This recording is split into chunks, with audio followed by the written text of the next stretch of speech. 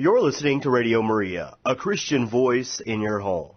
When I present our program, Jesus, the Promised Messiah of Judaism, with Roy Showman. Hi, this is Roy Showman, and welcome again to Jesus, the Promised Messiah of Judaism, the show on Radio Maria that celebrates the Jewish roots of the Catholic faith, or seen the other way around, that celebrates the completion, the fulfillment, the full realization of the promise of Judaism in the Catholic Church and its sacraments. Now, as I mentioned, the name of the show is Jesus, the Promised Messiah of Judaism, and we are in the time of the year that makes that perhaps more transparent than at any other point in the year. We're at the time in the year that is coming into Holy Week, which is where one could say Judaism was transformed into the Catholic Church, because we're coming up to the pivotal event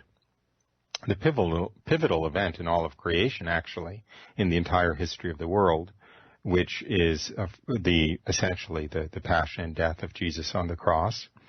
And the one central focus of that event, of course, was the Last Supper, which is where Jesus instituted the Eucharist. It's the first time that Jesus physically, so to speak, gave his body and blood in the form of the Eucharist for the salvation of mankind. And of course, we know that the Last Supper was also a Passover Seder, which is quite clear in at least most of the Gospels that it was in fact a Passover Seder. Jesus sends out his disciples saying, essentially, go and prepare the place for us to celebrate the Passover in preparation for the Last Supper and so forth. And so I was going to spend today talking about that pivot point in salvation history represented by the Last Supper, where Judaism was essentially transformed into the Catholic Church and sacraments.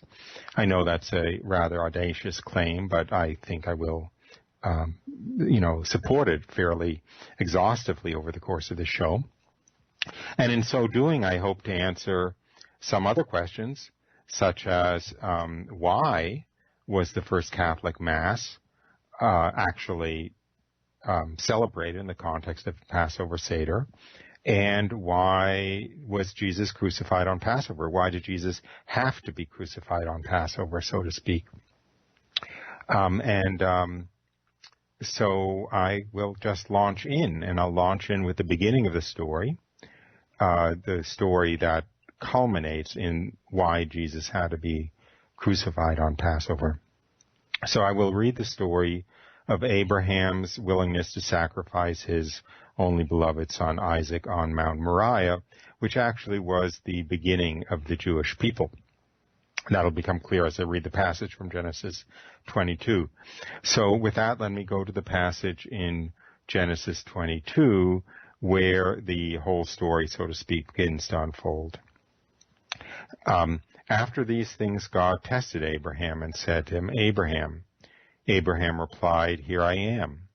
God said, Take your son, your only beloved son Isaac, and go to the land of Moriah, and offer him there as a burnt offering on one of the mountains of which I shall tell you.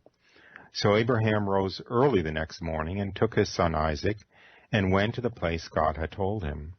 And Abraham took the wood for the burnt offering, and laid it on the shoulders of Isaac his son. And he took in his hand the fire and the knife, and they both went together up the mountain. And Isaac said to his father Abraham, I see the fire and the wood, but where's the lamb for the burnt offering? Abraham replied, God himself will provide the lamb for the sacrifice, my son. When they came to the place God had told him, Abraham built an altar there, and laid the wood in order, and bound Isaac his son, and laid him on the altar on the wood. Then Abraham put forth his hand, and took the knife to slay his son. But the angel of the Lord called to him from heaven, and said, Abraham, Abraham. Abraham replied, Here I am. The angel said, Do not lay your hand on the boy, or do anything to him, for now I know that you fear God, seeing you have not withheld your son, your only son, from me. And Abraham lifted up his eyes and saw a ram caught in a thicket by its horns. And Abraham went and took the ram and offered it up as a burnt offering instead of his son. So Abraham called the name of that place, the Lord will provide. As it is said to this day, on the mount of the Lord it shall be provided. And the angel of the Lord called to Abraham a second time from heaven and said, because you have done this, and have not withheld your son, your only son, I will indeed bless you, and I will multiply your descendants as the stars of heaven, and in your seed shall all the nations of the earth be blessed, because you have obeyed my voice. Now, let me point out some things about this story. The first thing to point out is that the mountain where Abraham took his son Isaac to be sacrificed in the days of the Old Testament was known as Mount Moriah. 2,000 years later, it had a different name. It was Mount Calvary. And in fact, the mountain that Abraham led his only beloved son up to sacrifice him on the top of was the very same mountain where Jesus was led up to the top of and sacrificed. And if you go to Jerusalem, you can see this very tellingly. You can go to the Temple Mount, where on the top of the Temple Mount is a very large stone boulder, which is the place where Abraham bound his son Isaac for a sacrifice. And you can walk about 500 yards down the same mountain ridge to the Church of the Holy Sepulchre, which is built around on top of Calvary, where Jesus was sacrificed. And now we see something else about this story.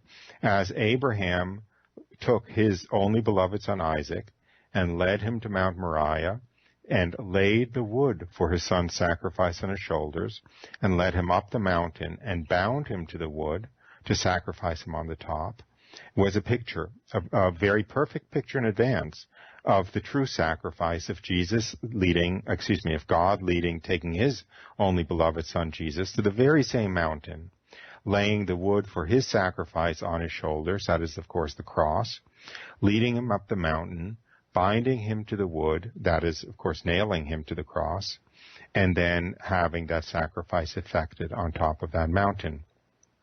When Abraham said to his son Isaac, the Lord himself will provide the lamb for the sacrifice, my son, he was speaking prophetically, far more deeply than he could ever know, because, of course, God himself did provide the true lamb for the sacrifice, Jesus, in some sense, in the very same place, and in a sense, in the very same way.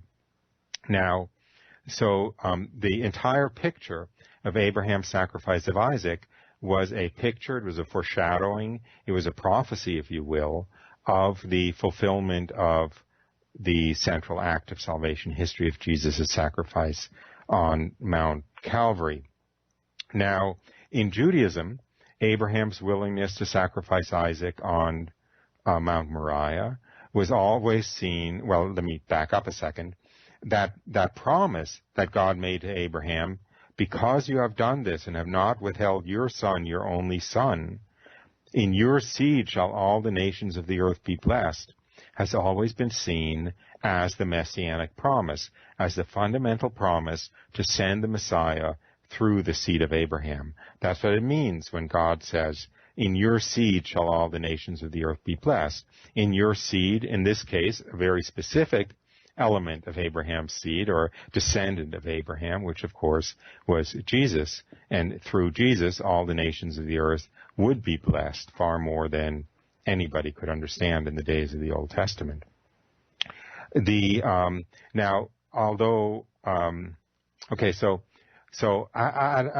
at the time of Abraham's sacrifice of Isaac, Abraham, or God, provided a temporary substitute for Isaac, which was the lamb that was caught by its horn in the thicket, which Abraham then sacrificed in the place of Isaac, instead of Isaac.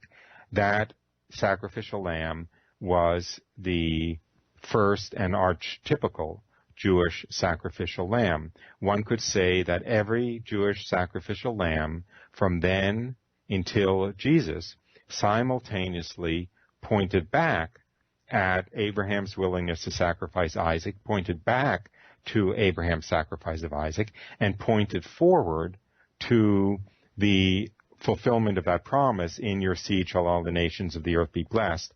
That is, to send the Messiah, who would be the true lamb for the sacrifice.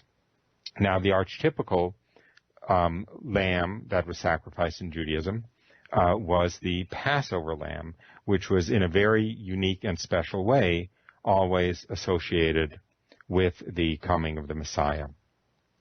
So let me go into that, because that will tie together Abraham's sacrifice of Isaac with Passover, and in turn, of course, with the crucifixion. Now, the Passover lamb was obviously sacrificed on Passover. What was Passover? Passover was the celebration of the Jews' exodus from Egypt, of the freeing from the Jews in Egypt. The Passover lamb in particular comes into that story in a central place. I will recap the story briefly. The story of the Jews' exodus from Egypt is that the Jews were slaves of the Pharaoh in Egypt for 480 years, and they called out to God to be relieved, to be released, and God sent a deliverer, a redeemer, so to speak, to them, Moses, to deliver them from slavery in Egypt. Moses went to the Pharaoh and asked for the Pharaoh to release the Jews. Not surprisingly, the Pharaoh refused, and then God had Moses perform a miracle, 10 miracles, in fact, one after the other. They were the plagues, the 10 plagues. So through Moses, God had a plague descend on the Egyptians, and each time a plague descended, the Pharaoh would say, okay, enough already, I'll let the Jews go. And then as soon as the plague abated, he reneged on his promise and didn't let the Jews go. And he repeated this 9 times until the 10th and final plague, which was the slaying of the firstborn. God told Moses to tell Pharaoh that if he didn't let the Jews go, then the following night, the firstborn of all in Egypt, both man and beast, would be slain. And in fact, this did come about. Now, to keep the angel of death from killing the firstborn of the Jews when he went through the land of Egypt, killing the firstborn on that first Passover night. That's why it's called Passover. Well, I'll get to that. Sorry, I'm always getting ahead of myself. To keep the angel of death from killing the Jews on that first Passover night, God told the Jews to each family to sacrifice a spotless lamb without blemish and to offer it up in sacrifice to God and to eat it that very night.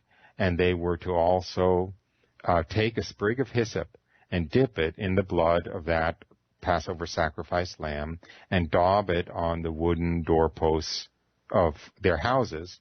And then the angel of death would see that blood on the doorpost of the house and would pass over that house and not slay the firstborn, because the angel of death would know that that house belonged to the Jews.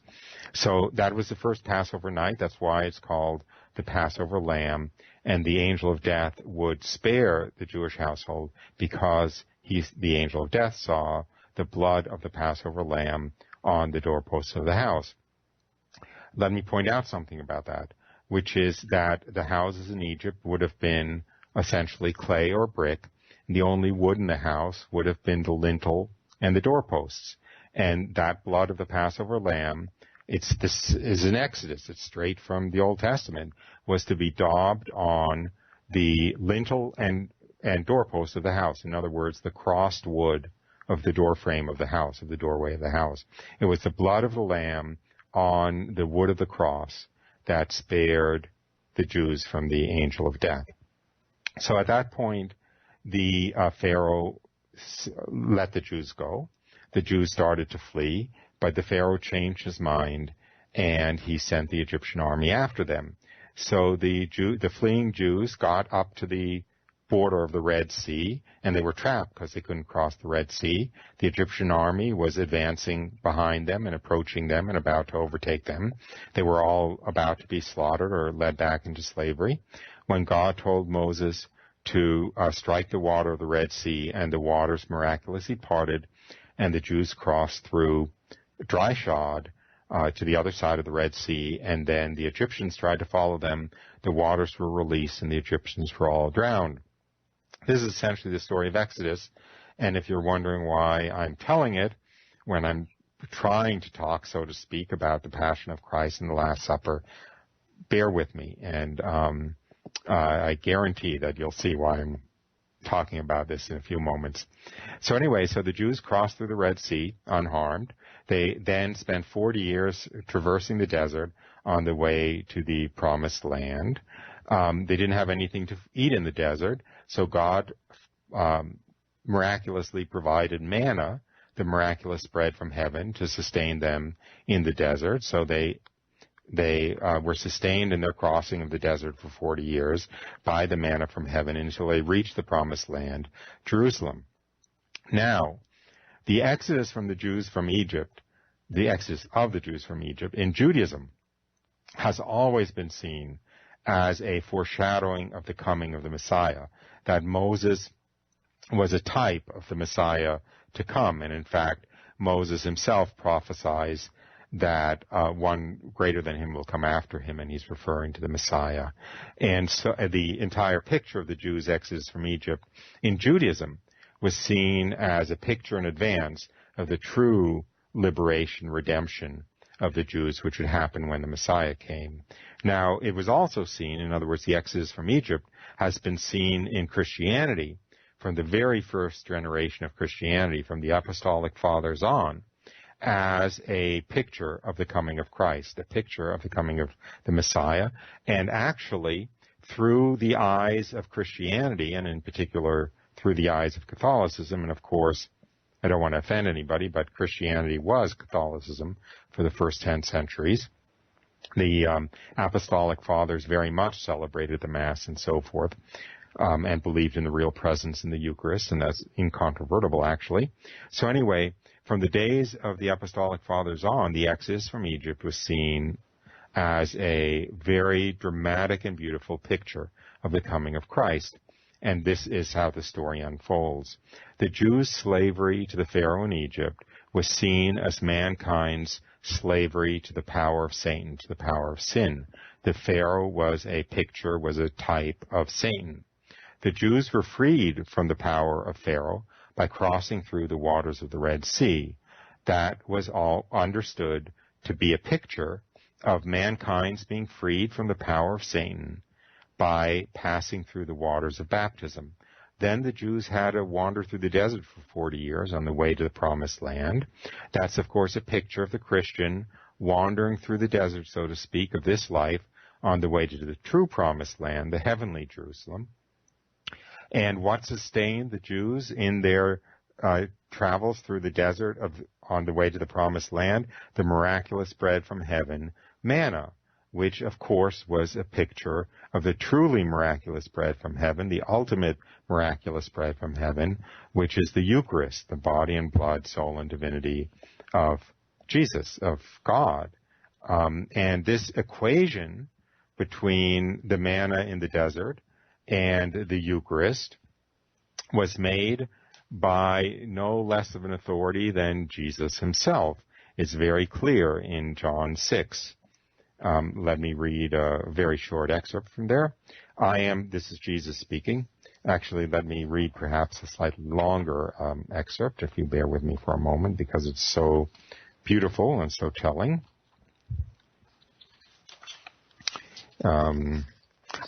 This is Jesus speaking in the Bread of Life discourse in John 6. I am the bread of life. Your fathers ate the manna in the wilderness, but they died. I am the living bread which came down from heaven. If anyone eats of this bread, he will live forever. And the bread which I shall give you for the life of the world is my flesh. Truly, truly, I say to you, unless you eat the flesh of the Son of Man and drink his blood, you have no life in you.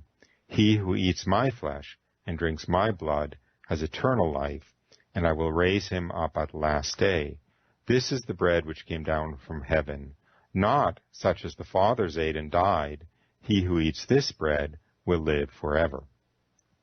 So it could not be clearer that Jesus is equating the Eucharist with the manna in the desert, and by extension, of course, associating the Last Supper, associating his sacrifice with the Passover and the Exodus from Egypt.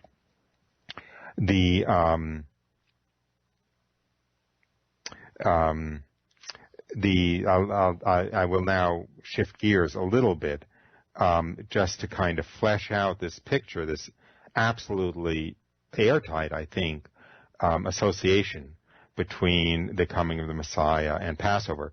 First of all, Jewish theology in the days of Jesus, before the days of Jesus, was always unambiguous that when the Messiah comes, he is going to have to come on Passover.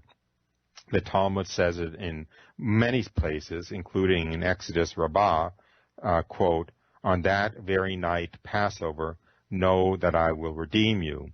The logic being, of course, that since all Passover, the Exodus from Egypt, was a picture in advance of the coming of the Messiah, when the Messiah himself came, it would have to be on Passover. The Passover Seder is saturated from beginning to end with the hope of the coming of the Messiah, with the expectation of the coming of the Messiah. The entire Passover Seder is structured around the imminence of the coming of the Messiah. In fact, there is a key part of the Passover Seder. If you ever have the opportunity to go to a Passover Seder, I strongly recommend it. There is a place setting at the Passover Seder table for Elijah, and a cup which is filled with wine, which is Elijah's cup and is for Elijah. Why is this? It's because the Jewish theology states that when the Messiah comes, it will be on Passover, and the Jews also know that before the Messiah comes, Elijah must return, and they know that from Malachi 4. In a moment, I will. Here it is. Behold, this is an Old Testament prophet speaking. Behold, I will send you Elijah the prophet before the great and terrible day of the Lord comes, and he will turn the hearts of fathers to their children, and the hearts of children to their fathers. And this prophesied that Elijah the prophet would have to return before the Messiah came, was explicitly cited in the New Testament in Luke 1, and when the angel announced the birth of John the Baptist to John the Baptist's father Zechariah, and said, quote, the angel said to Zechariah, and he will go before him in the spirit and power of Elijah to turn the hearts of the fathers to the children. So the angel was citing this prophecy in Malachi. Now, that's why the place setting is there for Elijah, is because essentially the Jews gathered at the Passover Seder are saying they're hoping that this will be the Passover when the Messiah comes. If this is the Passover when the Messiah comes, Elijah will come first, and we better be ready for him. So we have a place setting and even a filled cup of wine waiting for him in the hope that Elijah will show up, meaning that this is the Passover when the Messiah will come. There's a beautiful and heart-wrenching part of the Passover Seder near the end where the children actually go to the door and throw it open to see if Elijah is waiting outside of the door and to welcome him in, if this is going to be the Passover when the Messiah in fact comes. Now, with that backdrop, we see that in fact we know as Christians that the Messiah did come on Passover, right? Because the true act of redemption of the Messiah happened with his death on the cross, his descent to the dead, and his rising on the third day. That's what opened the gates of heaven. That's what freed the limbo of the just. That's what enabled the souls of all of the just men who had died before Jesus to ascend into heaven and please God, left the doors open for us when our time comes. So that is, one could say that in itself shows why Jesus had to be crucified on Passover. Let me talk about a lot of the other equations between Passover and the Passover Seder and the crucifixion and the Last Supper. However, let me interrupt myself. I hope I haven't been rattling on at too breakneck a speed. Let me take a deep breath. Let me, in fact, remind you that this is a call-in show, and I'm very welcome to interrupt myself. I would jump at the chance to interrupt myself and take a call with any questions or comments or whatever. The number here is 866-333-6279. or 866-333-MARY, M-A-R-Y. So let me talk a little bit more, however, until a call comes in about this equation between the Passover and the Eucharist and the Catholic Mass. Remember, please, don't forget that the very first Catholic Mass was that Passover Seder, which was the Last Supper. In fact, that's why the Western Church, the host that's consecrated for the Eucharist, is always unleavened bread. It's always that wafer, the Eucharistic wafer, which is unleavened precisely because when Jesus celebrated the first Mass at the Last Supper, it was a Passover Seder, it was a matzah, it was unleavened bread. It ritually had to be unleavened bread, and the Western Church has carried that over into the Eucharist, requiring the Eucharist in the Western Church to be unleavened bread. I state that carefully because, our brethren in the Eastern churches have not followed that tradition, so to speak.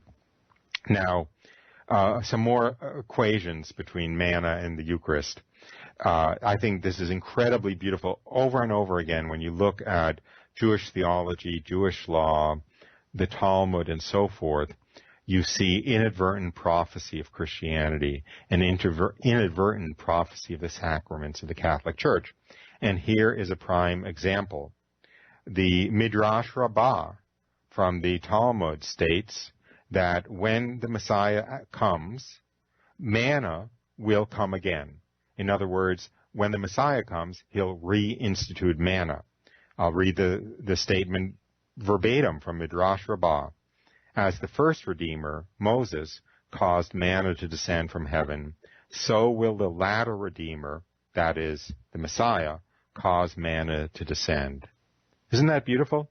A prophecy of the Eucharist in Jewish theology from before the time of Jesus, that just as Moses was a picture of the Messiah, that Moses caused manna to descend from heaven, when the Messiah comes, Jesus, he will cause manna to descend from heaven, which of course he does, and it does, which is the Eucharist. Another example, the Jewish remission of sins in the Old Testament required animal sacrifice, which required the temple, which was destroyed in 70 AD, so there was no animal sacrifice after 70 AD, so there was no ability for the Jews to have their sins remitted. So the Jewish theology asked, how can the sins of the Jewish people be remitted in the absence of animal sacrifice?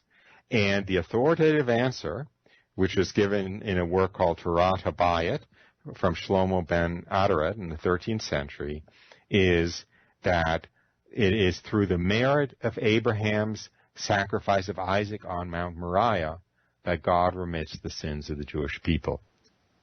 Think about that for a moment.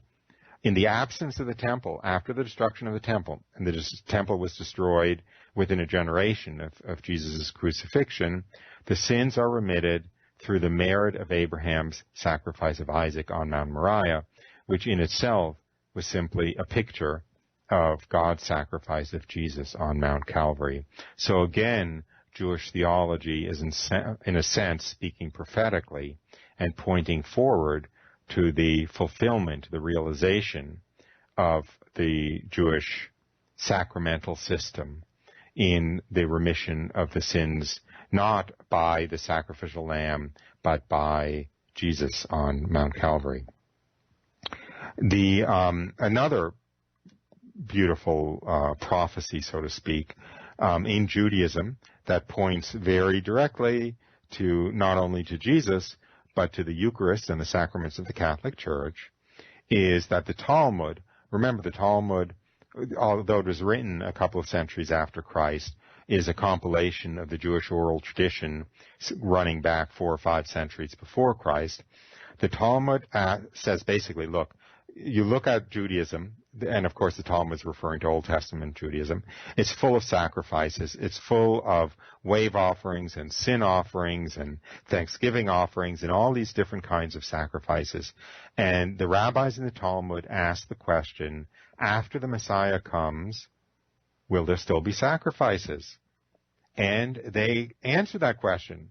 The answer they give is, after the Messiah comes, all the sacrifices will cease except for the Thanksgiving sacrifice, the Thanksgiving offering.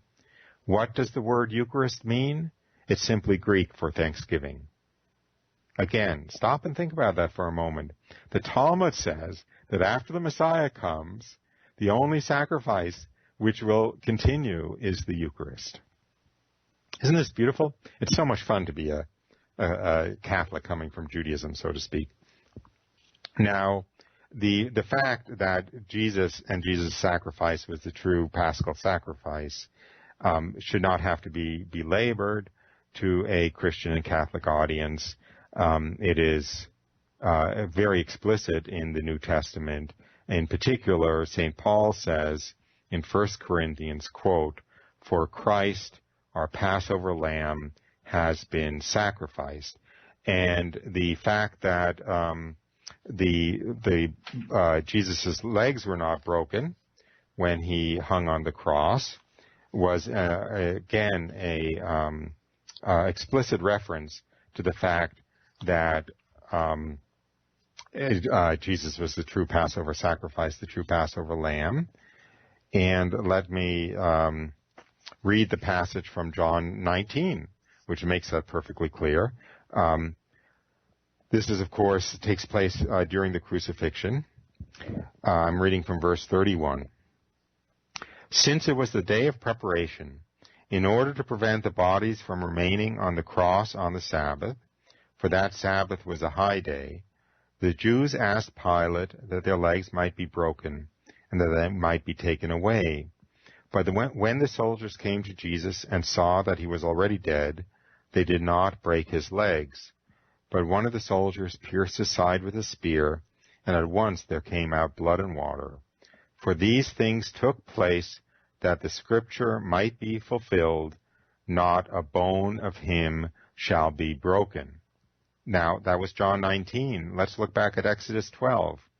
"And the Lord said to Moses and Aaron, This is the ordinance of the Passover. You shall not break a bone of the Passover sacrifice." Not much to add to that. Again, the New Testament makes perfectly clear that Jesus was the true Passover lamb that was slain.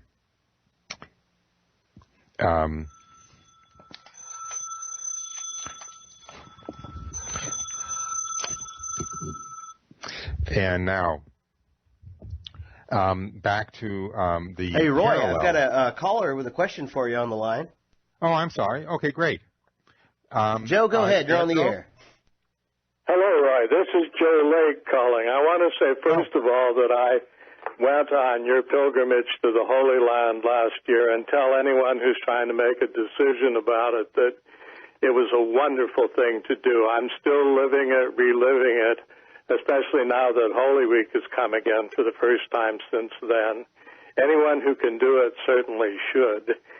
My question, Roy, is about John, and an old question, but I wonder what your answer would be to it. John seems to say, differently from the other Gospels, that because the body of the Lord and the thieves had to be taken down for the feast, he seems to suggest at first glance that Passover was still coming. And it's, of course, crucial that Passover, the meal, have been on Holy Thursday. So I was wondering how you think this is best reconciled, if there is any problem there. Well, and to get your answer, I'll just hang up and listen to the radio, if that's all right. It's a great question, and I will answer it. And I want to thank you for calling, and thank you for having come on the pilgrimage last year. It was a treat to have you, and a beautiful experience. And since you bring it up, let me just say to our listeners that there are still some spaces. I know it's very short notice because the pilgrimage is going to leave 2 days after Divine Mercy Sunday, so it's actually only about 2.5, 3 weeks from now. But you still can get on it. If you go to my website, salvationisfromthejews.com, you'll see a banner for it, and that'll give you information. Or you can send me an email, haveroytalk@gmail.com, haveroytalk@gmail.com, or send me an email through my website. and I can give you information on signing up for the pilgrimage. And if it's too late for this year, I do it every year after Easter, after Divine Mercy Sunday, and actually this year there'll also be one in November. So they're at the end of the commercial. To your question, to go again and try to get a little group to go, but it can't be this year. So I hope to see you again. Well, that would be wonderful. Now, it's a very good question. There are several theories about that. It is true that in the New Testament, in the Synoptic Gospels, Jesus talks about preparing for the Passover. Where shall we have the Passover, and sends his disciples to the upper room to prepare for the Passover. So it certainly seems clear that the Last Supper was a Passover meal. But on the other hand, in John, it seems pretty clear that the evening of Good Friday is going to start Passover. In fact, it was in the passage I just read. There's several reconciliations of that apparent contradiction. The one that I subscribe to is the one that appears in the visions of Venerable, I actually think she's now blessed, Anna Maria, I'm drawing a blank. It'll come to me in a moment. But in the visions of a saint, Emmerich, Anne Catherine Emmerich, and what she says is that all of the Jews congregated in Jerusalem for Passover in order to have their lamb sacrificed and to eat the Passover. And there were so many Jews in Jerusalem who had their lambs to be sacrificed on Passover that it was too many lambs to be offered in the temple on one day. That basically they just could not process that many sacrifices in the single day. So what they did was they had a little geographic distribution, and the Jews from Galilee were allowed to have their lamb sacrificed the day before Passover and celebrate Passover a day early. And it makes sense, because if you think there are half a million Jewish families, right, coming with their lambs, you got to do something. So it seems like a very logical explanation how it could both have been a Passover Seder and also taken place the day before. And Anne Catherine Emmerich's visions have been ratified in a number of different ways, including that there was a very famous German archaeologist who went to the Holy Land in the late 19th century armed with Anne Catherine Emmerich's visions and did excavations in the places where, according to her visions, things should be found under the surface of the earth. And he found all kinds of things exactly where they were supposed to be. Buildings, I don't remember what the details were, but some of the key excavations of places associated with the life of Jesus were actually discovered as a result of Anne Catherine Emmerich's visions. So I think she has quite a bit of credibility. Satisfying answer, no? Sounds good. Thank you very much. Sure. Anyway, okay, well, that doesn't have to be the only question. If anyone else wants to call in, please do. And let me go on to something which is heartbreakingly beautiful, which is we know how the Passover lambs, they were sacrificed in the temple, and then they were roasted to be eaten at the Passover Seder. We know how they were prepared and how they were presented on the Passover table in the days of Jesus. And we know this from both Jewish sources and Christian sources. So let me give you the description from the Talmud about how the Passover lamb was prepared and presented on the Passover Seder table. The Jews would thin, smooth staves of wood were driven through the shoulders of the lamb in order to hang it and skin it. And then a skewer of pomegranate wood was thrust through the Passover lamb from its mouth to its buttocks. Okay? So one skewer of wood would stretch out the forelegs of the lamb from side to side, and another skewer of wood would stretch out the feet of the lamb at one end and then go up into the back of the skull to its mouth. So the roasted Passover lamb would be presented on the Passover table every year, crucified, right? One stick of wood vertically from its mouth through its buttocks to its feet, and another stick of wood across its forelegs. We know this from the Talmud. We also know it from St. Justin Martyr in the 2nd century, who wrote in the dialogue with Trypho, quote, "For the lamb which is roasted and dressed up in the form of a cross. For one spit is transfixed right through, from the lower parts up to the head, and one across the back, to which are attached the legs of the lamb." So we know for certain that the Passover lamb itself was, for all intents and purposes, presented as a corpus on the cross, crucified on the Passover table, not only since the crucifixion, but before the crucifixion. So we can imagine Jesus, Joseph, and Mary gathered around the Passover Seder table every Passover, looking at the centerpiece, the crucified lamb on the cross, knowing that that's the fate that awaited their beloved Jesus.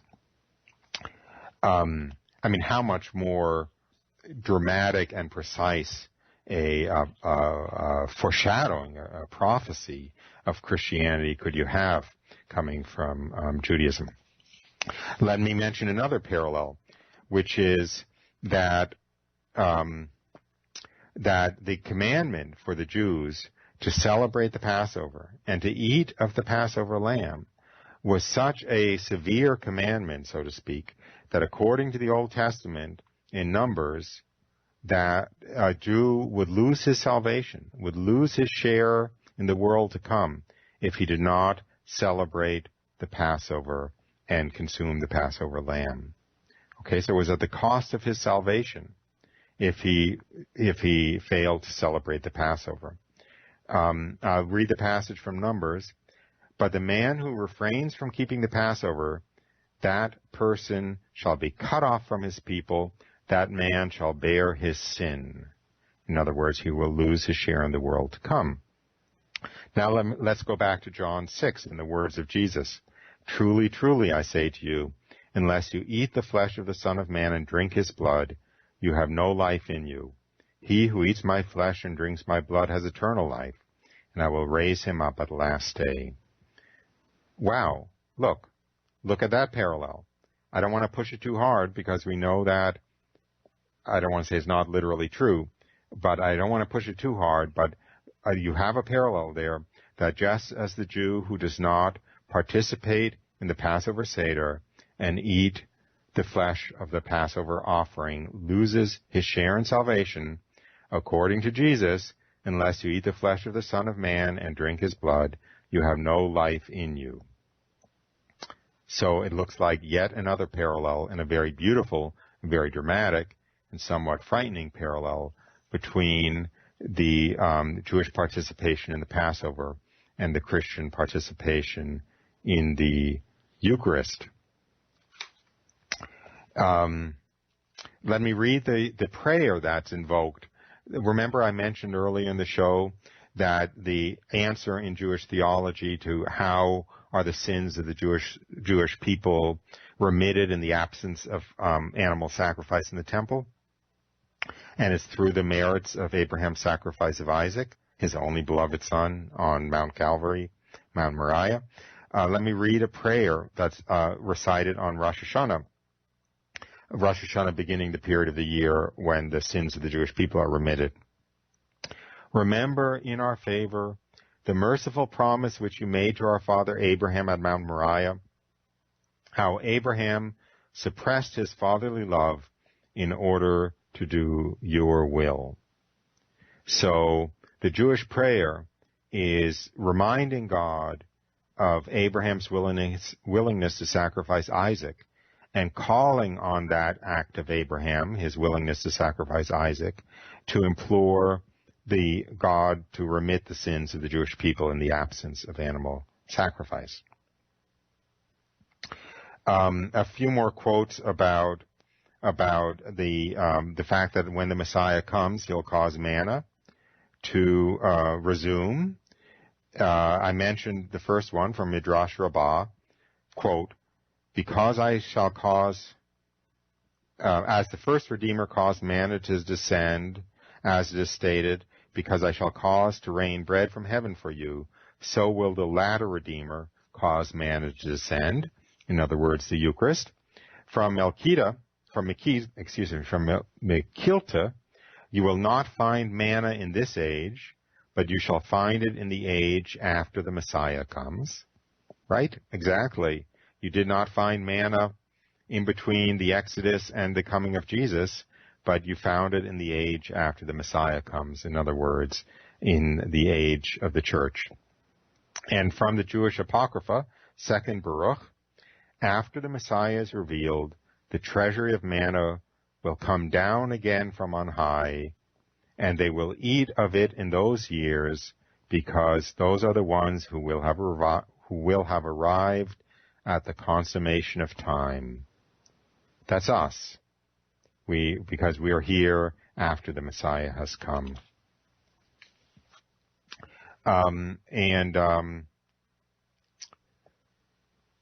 Let me, in the absence of a call, let me decide how to spend the last few minutes of this show. And I think what I will do, I feel like saying going once, going twice, going three times, but what I will do is jump very quickly to a very related topic, which is when was Jesus condemned to death? And if we look at Jewish law, we can see that the night after his arrest in the Garden of Gethsemane wasn't when the Sanhedrin first condemned him to death. It was actually the third time that they issued a death sentence on him. But he was actually under a death sentence from the preceding year already, which had to have been issued by the Sanhedrin. And therefore, that whole trial, which we know anyway, was a travesty and a mockery and a kangaroo court, so to speak. But we know that from Jewish law. And I will just, spend the last 4 minutes of the show talking about that. Now, in John 22, when Jesus healed a man born blind, the scriptures state, quote, "For the Jews had already agreed that if any man did confess that Jesus was the Christ, he should be put out of the synagogue."